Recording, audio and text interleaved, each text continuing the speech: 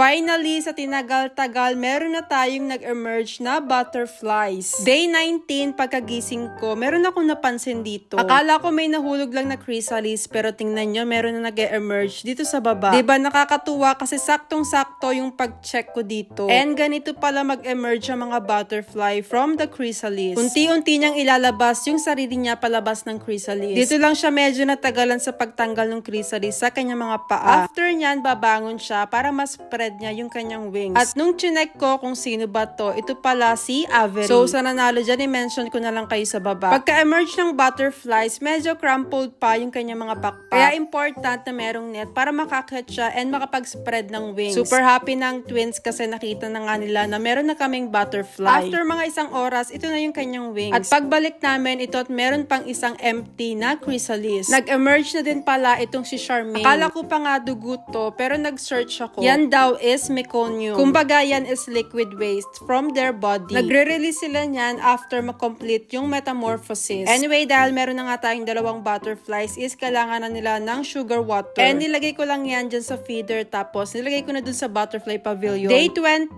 chinek ko ulit kung meron bang bagong butterfly na nag-emerge. And wala pa naman, pero napansin ko, meron na mga nag-dark na chrysalis. Yan kasi yung sign once malapit na sila maging butterfly. Magiging parang black yung kanilang chrysalis, tapos medyo makikita mo na yung pakpak. Habang nag-aantay, check muna natin yung dalawang butterflies. Actually, ngayon ako nakapag-observe ng butterfly ng ganitong katagal. And grabe pala no, ang dami nilang balahibo. Pinapanood lang namin sila and nagbubukas-sara lang talaga sila ng kanilang wings. Halos oras-oras ko ata tong chine-check kasi baka meron ulit mag-emerge. Kaso today, parang wala munang dadagdag sa dalawang to. Kaya binalikan ko na lang ulit sila kinabukasan. At ito na nga yung day 21. At grabe, tingnan nyo, ang daming chrysalis na super black na sila. At nag-emerge na din itong si Freya. Empty na kasi yung kanyang chrysalis pero hindi ko alam kung sino ba siya dito. Silang tatlo kasi is magkakamuka and okay na lahat ng pakpak. Kaya hindi ko na malalaman kung sino-sino sila dyan. And parang gutom sila today kasi mayat-maya silang nandun sa flower feeder. Hanggang sa nagulat ako kasi nag-emerge na din pala itong si Hope. Grabe, nagsusunod-sunod na yung pag-emerge ng mga butterfly. And this time, meron na tayong 4 na butterfly. Excited na akong ipakita to kay Charlie and Chino pagka uwi nila galing sa school. Super happy talaga ako kasi nga finally nakapag-emerge na kami ng butterflies. And tingnan nyo naman kasi yung kanilang mga wings, super gaganda. Paano pa kaya kapag lahat sila is nag-emerge na? Parang ang saya dito sa butterfly pavilion. Finally, dumating na din si Charlie and Chino and ipapakita ko na nga sa kanila. Pero bago yan, kailangan muna namin mag-prepare ng food. So today, bibigyan namin sila ng pineapple. Gusto kasi nila yung mga prutas, lalo na yung mga hinog na. Ayan nga, pinakita ko na sa twins yung mga nag-emerge na butterfly. And kinount nila and meron na nga kami ditong 4. Inopen ko na muna yung zipper para malagay nga namin itong pineapple. Diba? Para happy naman sila. And para meron silang kinakain dito habang nag-aantay dun sa ibang butterflies na mag-emerge. And habang pinapanood namin silang kumain, meron kami ditong nakitang nag-emerge pa na butterfly. And ito yung isa sa butterflies ni Charlie and Chino. Nag-emerge na yung isang butterfly dito sa chrysalis station. At ito nga, pinupush na niya yung sarili niya palabas dun sa chrysalis. Dali-dali din siyang umakyat para mas spread yung kanyang wings. Diba, super lucky kasi napanood talaga namin kung paano sila mag-transform. And syempre kayo din. Ngayon alam nyo na kung paano sila mag-emerge from the chrysalis. Kaya i-comment mo na kung ilan sa tingin mo yung magiging butterflies. Baka ikaw na yung sunod na makahula. And see you sa next update.